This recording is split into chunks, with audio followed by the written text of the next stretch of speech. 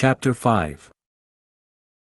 "Mother, mother, I am so happy," whispered the girl, burying her face in the lap of the faded, tired-looking woman who, with back turned to the shrill intrusive light, was sitting in the one armchair that their dingy sitting room contained. "I am so happy," she repeated, "and you must be happy, too." Mrs. Vane winced and put her thin, bismuth-whitened hands on her daughter's head. "Happy," she echoed, "I am only happy, Sybil, when I see you act. You must not think of anything but your acting. Mr. Isaacs has been very good to us, and we owe him money." The girl looked up and pouted. "Money, mother," she cried, "what does money matter? Love is more than money. Mr. Isaacs has advanced us £50 to pay off our debts and to get a proper outfit for James.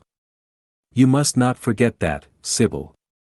£50 is a very large sum. Mr. Isaacs has been most considerate. He is not a gentleman, mother, and I hate the way he talks to me," said the girl, rising to her feet and going over to the window. "I don't know how we could manage without him," answered the elder woman querulously. Sybil Vane tossed her head and laughed. "We don't want him any more, mother. Prince Charming rules life for us now." Then she paused. A rose shook in her blood and shadowed her cheeks. Quick breath parted the petals of her lips. They trembled. Some southern wind of passion swept over her and stirred the dainty folds of her dress. "I love him," she said simply. "Foolish child." "Foolish child," was the parrot phrase flung in answer. The waving of crooked, false-jeweled fingers gave grotesqueness to the words. The girl laughed again. The joy of a caged bird was in her voice. Her eyes caught the melody and echoed it in radiance, then closed for a moment, as though to hide their secret. When they opened, the mist of a dream had passed across them. Thin-lipped wisdom spoke at her from the worn chair, hinted at prudence, quoted from that book of cowardice whose author apes the name of common sense. She did not listen. She was free in her prison of passion. Her prince, Prince Charming, was with her. She had called on memory to remake him. She had sent her soul to search for him, and it had brought him back. His kiss burned again upon her mouth. Her eyelids were warm with his breath. Then wisdom altered its method and spoke of espial and discovery. This young man might be rich. If so, marriage should be thought of. Against the shell of her ear broke the waves of worldly cunning. The arrows of craft shot by her. She saw the thin lips moving, and smiled. Suddenly she felt the need to speak. The wordy silence troubled her. "Mother, mother," she cried, "why does he love me so much? I know why I love him. I love him because he is like what love himself should be. But what does he see in me? I am not worthy of him. And yet why, I cannot tell, though I feel so much beneath him, I don't feel humble. I feel proud, terribly proud. Mother, did you love my father as I love Prince Charming?" The elder woman grew pale beneath the coarse powder that daubed her cheeks, and her dry lips twitched with a spasm of pain. Sybil rushed to her, flung her arms round her neck, and kissed her. "Forgive me, mother. I know it pains you to talk about our father. But it only pains you because you loved him so much. Don't look so sad. I am as happy today as you were 20 years ago. Ah! Let me be happy forever. My child, you are far too young to think of falling in love. Besides, what do you know of this young man? You don't even know his name. The whole thing is most inconvenient, and really, when James is going away to Australia, and I have so much to think of, I must say that you should have shown more consideration. However, as I said before, if he is rich." "Ah! Mother, mother, let me be happy." Mrs. Vane glanced at her, and with one of those false theatrical gestures that so often become a mode of second nature to a stage player, clasped her in her arms. At this moment, the door opened and a young lad with rough brown hair came into the room. He was thick-set of figure, and his hands and feet were large and somewhat clumsy in movement. He was not so finely bred as his sister. One would hardly have guessed the close relationship that existed between them. Mrs. Vane fixed her eyes on him and intensified her smile. She mentally elevated her son to the dignity of an audience. She felt sure that the _tableau_ was interesting. "You might keep some of your kisses for me, Sybil, I think," said the lad with a good-natured grumble. "Ah! But you don't like being kissed, Jim," she cried. "You are a dreadful old bear." And she ran across the room and hugged him. James Vane looked into his sister's face with tenderness. "I want you to come out with me for a walk, Sybil. I don't suppose I shall ever see this horrid London again. I am sure I don't want to." "My son, don't say such dreadful things," murmured Mrs. Vane, taking up a tawdry theatrical dress, with a sigh, and beginning to patch it. She felt a little disappointed that he had not joined the group. It would have increased the theatrical picturesqueness of the situation. "Why not, mother? I mean it. You pain me, my son. I trust you will return from Australia in a position of affluence. I believe there is no society of any kind in the colonies, nothing that I would call society, so when you have made your fortune, you must come back and assert yourself in London." "Society," muttered the lad. "I don't want to know anything about that. I should like to make some money to take you and Sybil off the stage. I hate it." "Oh, Jim," said Sybil, laughing, "how unkind of you. But are you really going for a walk with me? That will be nice. I was afraid you were going to say good-bye to some of your friends, to Tom Hardy, who gave you that hideous pipe, or Ned Langton, who makes fun of you for smoking it. It is very sweet of you to let me have your last afternoon. Where shall we go?" "Let us go to the park." "I am too shabby," he answered, frowning. "Only swell people go to the park." "Nonsense, Jim," she whispered, stroking the sleeve of his coat. He hesitated for a moment. "Very well," he said at last, "but don't be too long dressing." She danced out of the door. One could hear her singing as she ran upstairs. Her little feet pattered overhead. He walked up and down the room 2 or 3 times. Then he turned to the still figure in the chair. "Mother, are my things ready?" he asked. "Quite ready, James," she answered, keeping her eyes on her work. For some months past she had felt ill at ease when she was alone with this rough, stern son of hers. Her shallow, secret nature was troubled when their eyes met. She used to wonder if he suspected anything. The silence, for he made no other observation, became intolerable to her. She began to complain. Women defend themselves by attacking, just as they attack by sudden and strange surrenders. "I hope you will be contented, James, with your seafaring life," she said. "You must remember that it is your own choice. You might have entered a solicitor's office. Solicitors are a very respectable class, and in the country often dine with the best families." "I hate offices, and I hate clerks," he replied. "But you are quite right. I have chosen my own life. All I say is, watch over Sybil. Don't let her come to any harm. Mother, you must watch over her." "James, you really talk very strangely.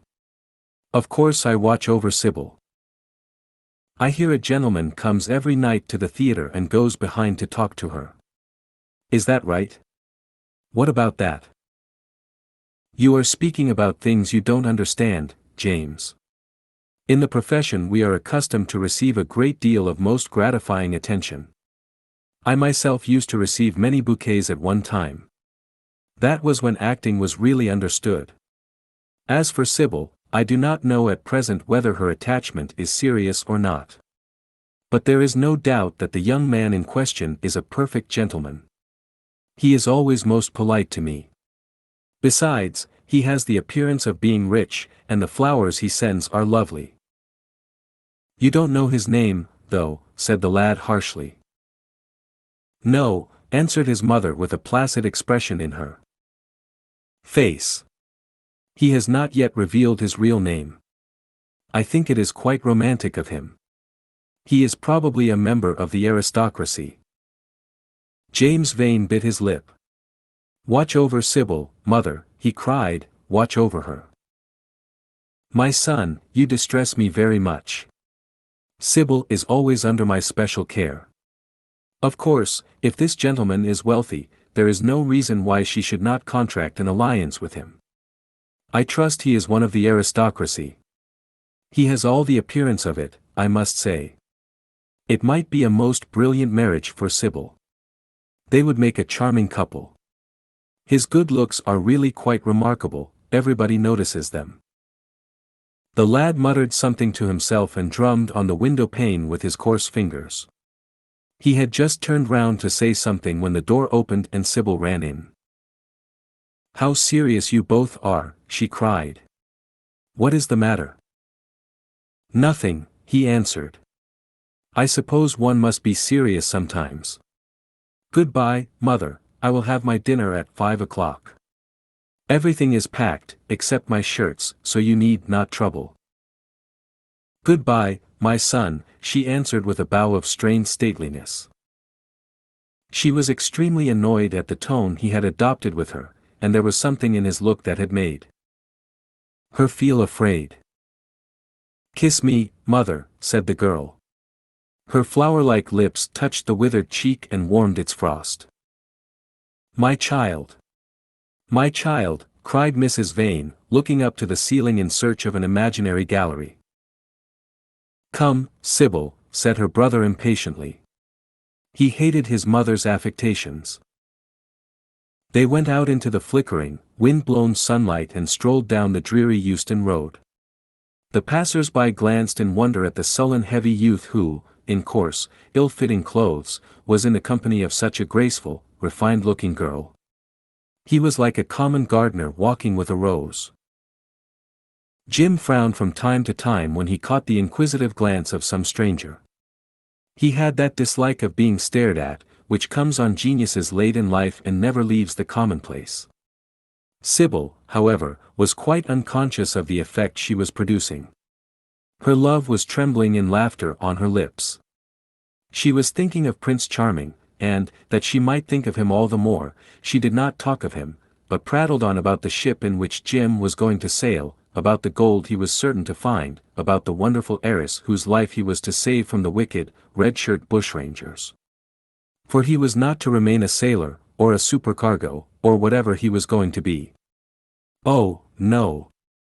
A sailor's existence was dreadful. Fancy being cooped up in a horrid ship, with the hoarse, humpbacked waves trying to get in, and a black wind blowing the masts down and tearing the sails into long screaming ribbons. He was to leave the vessel at Melbourne, bid a polite good-bye to the captain, and go off at once to the gold fields. Before a week was over he was to come across a large nugget of pure gold, the largest nugget that had ever been discovered, and bring it down to the coast in a wagon guarded by 6 mounted policemen. The bushrangers were to attack them 3 times, and be defeated with immense slaughter. Or, no. He was not to go to the gold fields at all. They were horrid places, where men got intoxicated, and shot each other in barrooms, and used bad language. He was to be a nice sheep farmer, and one evening, as he was riding home, he was to see the beautiful heiress being carried off by a robber on a black horse, and give chase, and rescue her. Of course, she would fall in love with him, and he with her, and they would get married, and come home, and live in an immense house in London. Yes, there were delightful things in store for him. But he must be very good, and not lose his temper, or spend his money foolishly. She was only a year older than he was, but she knew so much more of life. He must be sure, also, to write to her by every mail, and to say his prayers each night before he went to sleep. God was very good, and would watch over him. She would pray for him, too, and in a few years he would come back quite rich and happy. The lad listened sulkily to her and made no answer. He was heartsick at leaving home. Yet it was not this alone that made him gloomy and morose. Inexperienced though he was, he had still a strong sense of the danger of Sybil's position. This young dandy who was making love to her could mean her no good. He was a gentleman, and he hated him for that, hated him through some curious race instinct for which he could not account, and which for that reason was all the more dominant within him. He was conscious also of the shallowness and vanity of his mother's nature, and in that saw infinite peril for Sybil and Sybil's happiness. Children begin by loving their parents, as they grow older they judge them, sometimes they forgive them. His mother. He had something on his mind to ask of her, something that he had brooded on for many months of silence. A chance phrase that he had heard at the theater, a whispered sneer that had reached his ears one night as he waited at the stage door, had set loose a train of horrible thoughts. He remembered it as if it had been the lash of a hunting crop across his face. His brows knit together into a wedge-like furrow, and with a twitch of pain he bit his underlip. "You are not listening to a word I am saying, Jim," cried Sybil, "and I am making the most delightful plans for your future. Do say something." "What do you want me to say?" "Oh, that you will be a good boy and not forget us," she answered, smiling at him. He shrugged his shoulders. "You are more likely to forget me than I am to forget you, Sybil." She flushed. "What do you mean, Jim?" she asked. "You have a new friend, I hear. Who is he? Why have you not told me about him? He means you no good." "Stop, Jim," she exclaimed. "You must not say anything against him. I love him." "Why, you don't even know his name," answered the lad. "Who is he? I have a right to know." "He is called Prince Charming. Don't you like the name?" "Oh, you silly boy. You should never forget it. If you only saw him, you would think him the most wonderful person in the world. Some day you will meet him when you come back from Australia. You will like him so much. Everybody likes him, and I love him. I wish you could come to the theater tonight. He is going to be there, and I am to play Juliet. Oh, how I shall play it. Fancy, Jim, to be in love and play Juliet. To have him sitting there. To play for his delight. I am afraid I may frighten the company, frighten or enthrall them. To be in love is to surpass oneself. Poor dreadful Mr. Isaacs will be shouting 'genius' to his loafers at the bar. He has preached me as a dogma, tonight he will announce me as a revelation. I feel it. And it is all his only, Prince Charming, my wonderful lover, my God of graces. But I am poor beside him. Poor. What does that matter? When poverty creeps in at the door, love flies in through the window. Our proverbs want rewriting.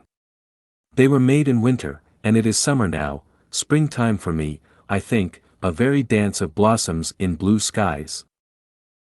He is a gentleman, said the lad sullenly. A prince, she cried musically. What more do you want? He wants to enslave you. I shudder at the thought of being free. I want you to beware of him. To see him is to worship him, to know him is to trust him. Sybil, you are mad about him. She laughed and took his arm. You dear old Jim, you talk as if you were 100. Some day you will be in love yourself. Then you will know what it is. Don't look so sulky. Surely you should be glad to think that, though you are going away, you leave me happier than I have ever been before. Life has been hard for us both, terribly hard and difficult. But it will be different now. You are going to a new world, and I have found one. Here are 2 chairs, let us sit down and see the smart people go by. They took their seats amidst a crowd of watchers.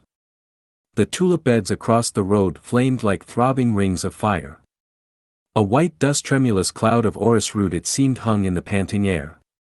The brightly colored parasols danced and dipped like monstrous butterflies. She made her brother talk of himself, his hopes, his prospects. He spoke slowly and with effort. They passed words to each other as players at a game pass counters. Sybil felt oppressed. She could not communicate her joy. A faint smile curving that sullen mouth was all the echo she could win. After some time she became silent. Suddenly she caught a glimpse of golden hair and laughing lips, and in an open carriage with 2 ladies Dorian Gray drove past. She started to her feet. "There he is," she cried. "Who?" said Jim Vane. "Prince Charming," she answered, looking after the Victoria. He jumped up and seized her roughly by the arm. "Show him to me." "Which is he?" "Point him out." "I must see him," he exclaimed, but at that moment the Duke of Berwick's 4-in-hand came between, and when it had left the space clear, the carriage had swept out of the park. "He is gone," murmured Sybil sadly. "I wish you had seen him." "I wish I had, for as sure as there is a God in heaven, if he ever does you any wrong, I shall kill him." She looked at him in horror. He repeated his words. They cut the air like a dagger. The people round began to gape. A lady standing close to her tittered. "Come away, Jim, come away," she whispered. He followed her doggedly as she passed through the crowd. He felt glad at what he had said. When they reached the Achilles statue, she turned round. There was pity in her eyes that became laughter on her lips. She shook her head at him. "You are foolish, Jim, utterly foolish, a bad-tempered boy, that is all. How can you say such horrible things? You don't know what you are talking about. You are simply jealous and unkind. Ah! I wish you would fall in love.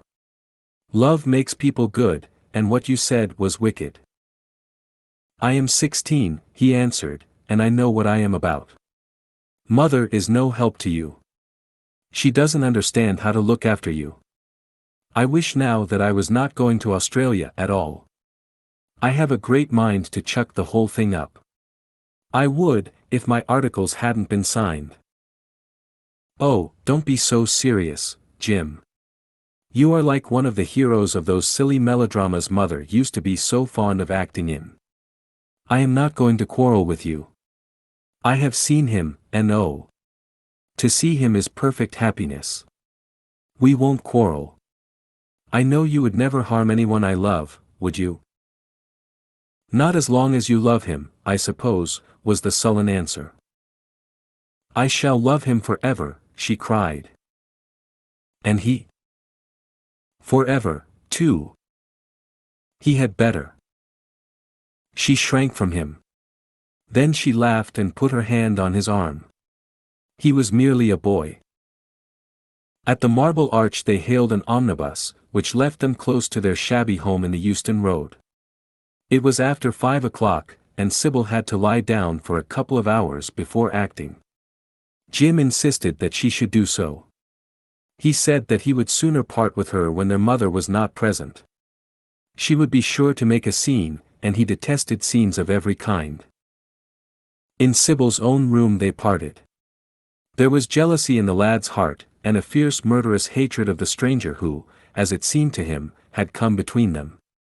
Yet, when her arms were flung round his neck, and her fingers strayed through his hair, he softened and kissed her with real affection. There were tears in his eyes as he went downstairs. His mother was waiting for him below.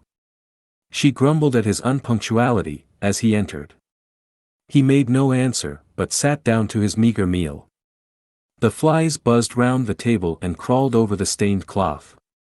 Through the rumble of omnibuses, and the clatter of street cabs, he could hear the droning voice devouring each minute that was left to him. After some time, he thrust away his plate and put his head in his hands. He felt that he had a right to know. It should have been told to him before, if it was as he suspected. Leaden with fear, his mother watched him. Words dropped mechanically from her lips. A tattered lace handkerchief twitched in her fingers. When the clock struck 6, he got up and went to the door. Then he turned back and looked at her. Their eyes met. In hers he saw a wild appeal for mercy. It enraged him. "Mother, I have something to ask you," he said. Her eyes wandered vaguely about the room. She made no answer. "Tell me the truth. I have a right to know. Were you married to my father?" She heaved a deep sigh. It was a sigh of relief. The terrible moment, the moment that night and day, for weeks and months, she had dreaded, had come at last, and yet she felt no terror. Indeed, in some measure it was a disappointment to her. The vulgar directness of the question called for a direct answer. The situation had not been gradually led up to. It was crude. It reminded her of a bad rehearsal. "No," she answered, wondering at the harsh simplicity of life. "My father was a scoundrel then," cried the lad, clenching his fists. She shook her head. "I knew he was not free.